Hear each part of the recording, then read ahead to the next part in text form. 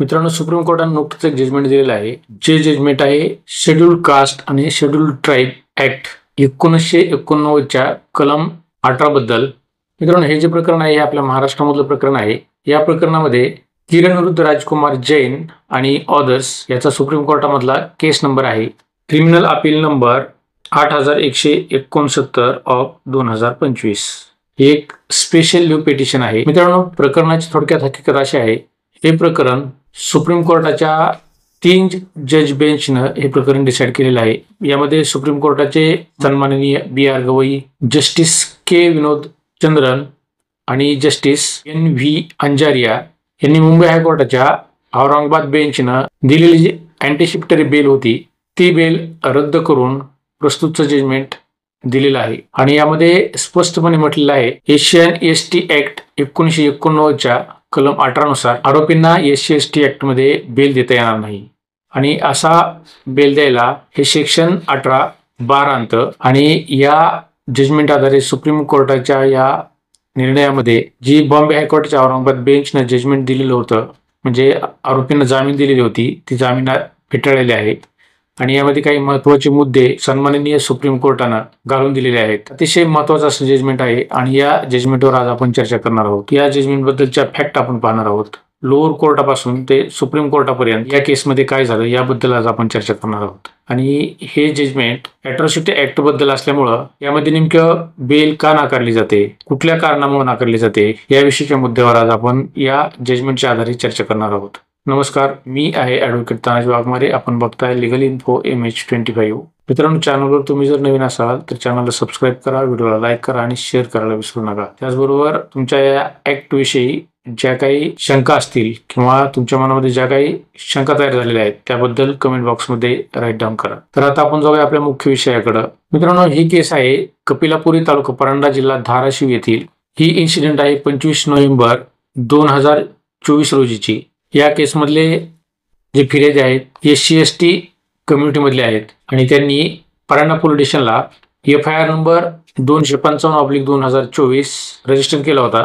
आणि तो FIR असा होता की जातीवाचक शिवीगाळ करून जीवे मारण्याची धमकी दिली, यामध्ये विनयभंग केला, अशा प्रकारचे त्याच्यामध्ये थोडक्यात फॅक्ट्स होत्या. म्हणजे याचा सारांश होता. आपण याच्यामधल्या फॅक्ट जर पाहायच्या असल्या तर या फॅक्ट अशा आहेत.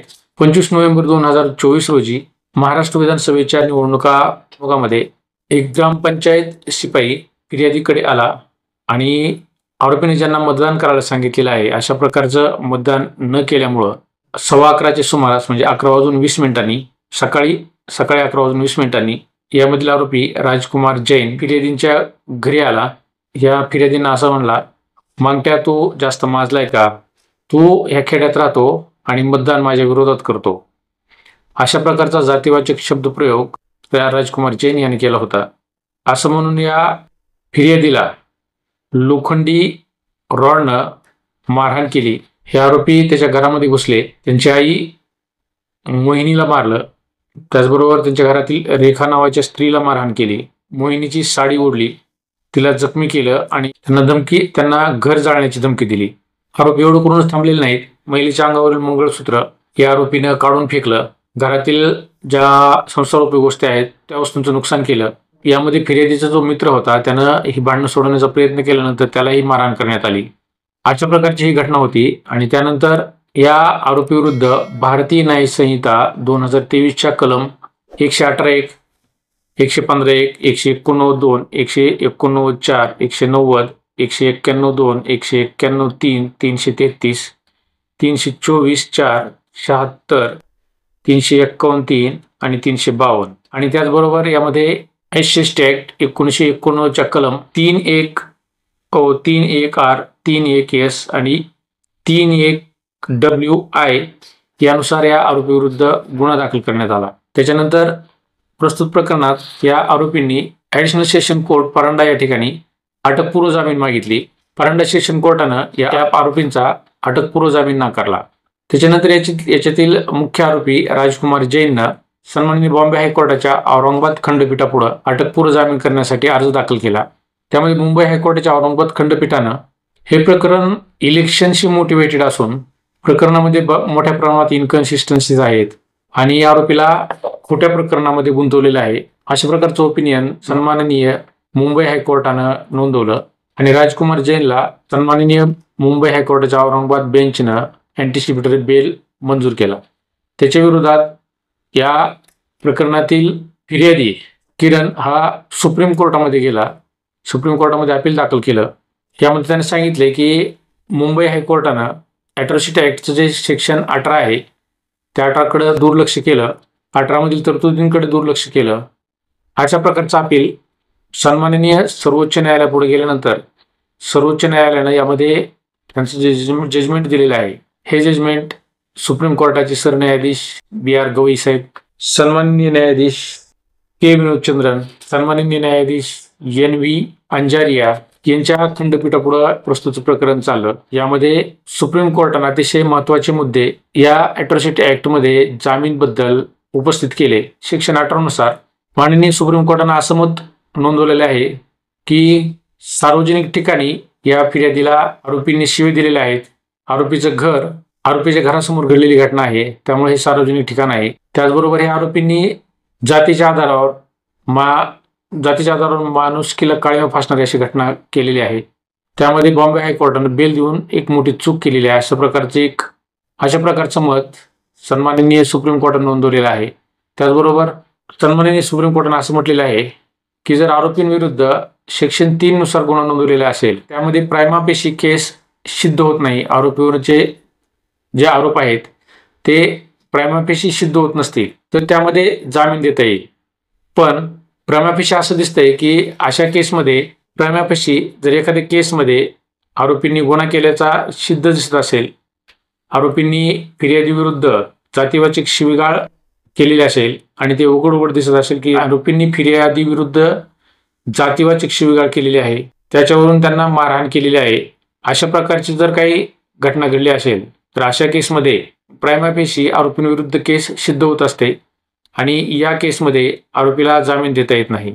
यामध्ये अपेलंट यांनी सन्माननीय सुप्रीम कोर्टापुढं 2 केस साईट केलेले आहेत. त्यामध्ये विलास पांडुरंग पवार विरुद्ध स्टेट ऑफ महाराष्ट्र 2012 8 SCC 795 आणि दुसरी जी केस आहे ती पृथ्वीराज चव्हाण विरुद्ध युनियन ऑफ इंडिया 2020 4 SCC 727.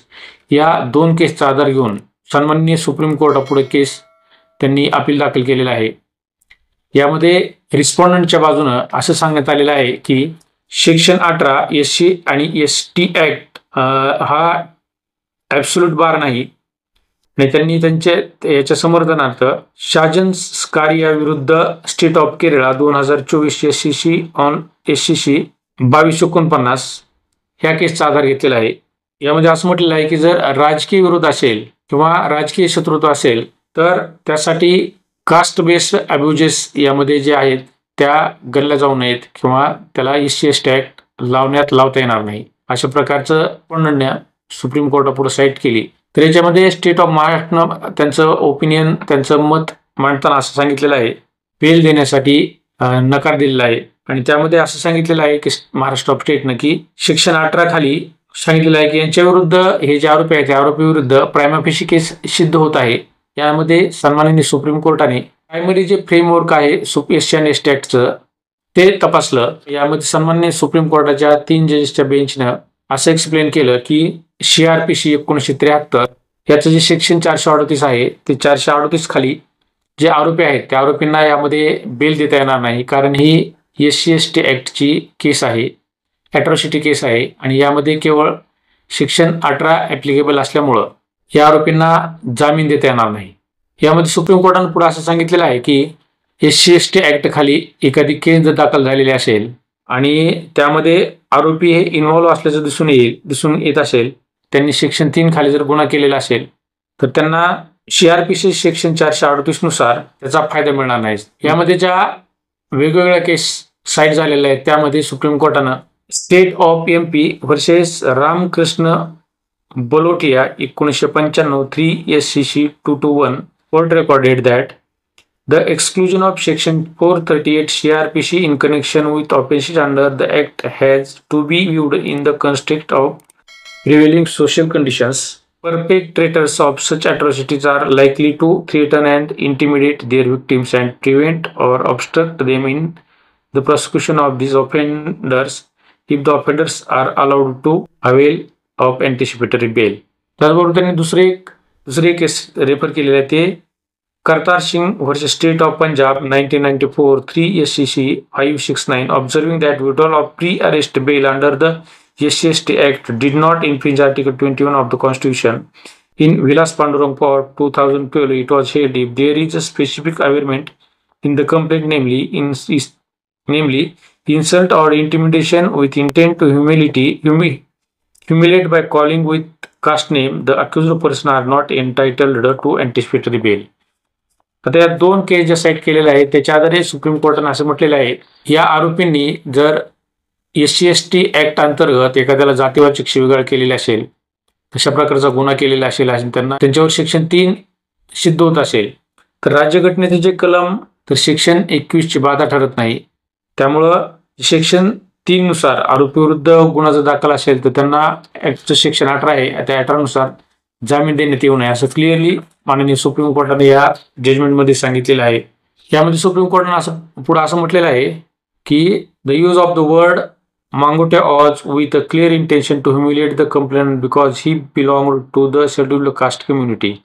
म्हणजे एखाद्या आरोपीला जातीवाचक मांगोटे असा शब्द जर वापरला असेल त्याची मानहानी करण्यासाठी त्याच्याविरुद्ध फिर्यादी विरुद्ध एखादा शब्द वापरलेला असेल तर ते एक क्लिअरली असं म्हटलं जाईल की त्याला जातीवाचक मानहानी करण्यासाठी तो शब्द वापरलेला आहे.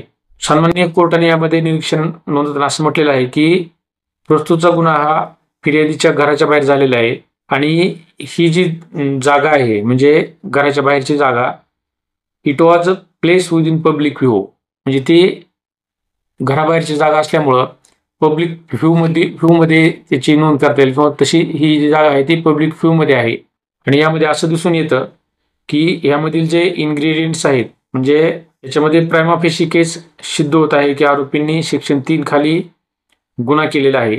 शेवटी कोर्टाने असं सांगितलेलं आहे त्यामुळे या आरोपींना सेक्शन 18 नुसार बेल देण्यास बाधा येते. सेक्शन 18 हा SC/ST कम्युनिटीतील जे लोक आहेत त्यामध्ये सुप्रीम कोर्टाने असं म्हणलेलं आहे की the anticipatory bail granted by overlooking and disregarding the bar of section 18 was a clear illegality and jurisdiction error.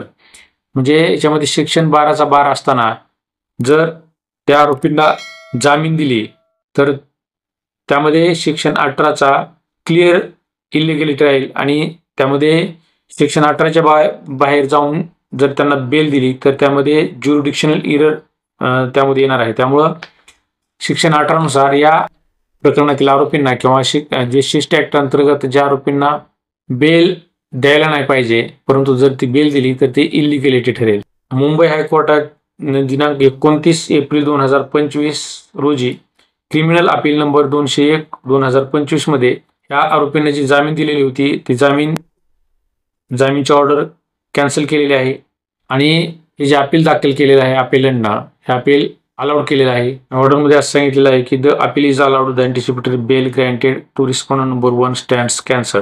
त्यामुळे अशा प्रकारचं जजमेंट सन्माननीय सुप्रीम कोर्टाने दिलेलं आहे आणि या सुप्रीम कोर्टाच्या जजमेंटच्या आधारे आपल्याला असं म्हणता येईल की जर एखाद्यानं SC/ST ऍक्ट अंतर्गत फिर्यादी विरुद्ध जातीवाचक शिवीगाळ केलेली असेल, त्यांना सार्वजनिक ठिकाणी त्यांचा अपमान केलेला असेल अशा प्रकारचे शिवीगाळ करून, त्याचबरोबर त्यांच्या घरामध्ये घुसून मारहाण केलेली असेल, तसेच स्त्रियांची आबरू नुकसान करण्याचा प्रयत्न केलेला असेल तर अशा प्रकरणामध्ये सेक्शन 18चा बार असल्यामुळं क्लिअरली SC/ST ऍक्टच्या सेक्शन 18 नुसार आरोपींना अँटिसिपेटरी बेल देता येणार नाही किंवा अटकपूर्व जामीन देता येणार नाही आणि त्यानुसार सन्माननीय सुप्रीम कोर्टानं या आरोपींना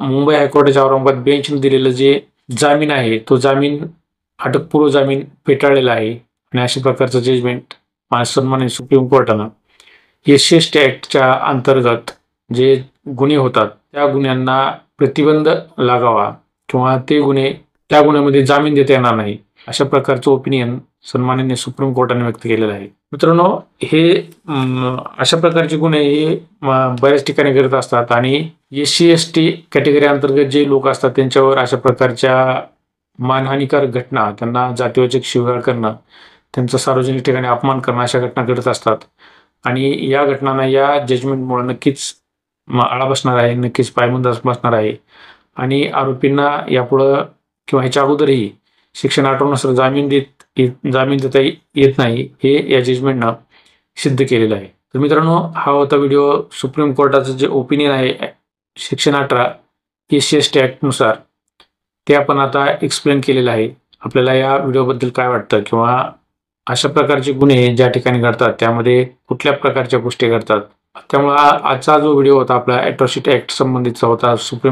माननीय सुप्रीम कोर्टाने दिलेल्या जजमेंटबद्दल होता आणि या केसचा नंबर मी आपल्याला स्क्रीनवर दिलेला आहे. तर आपण ही केस जर ॲडव्होकेट असाल तर डाउनलोड करून ही केस आपण म्हणजे एक्सप्लेन करू शकता. या केसबद्दल तुम्हाला मोठ्या प्रमाणात माहिती मिळू शकते.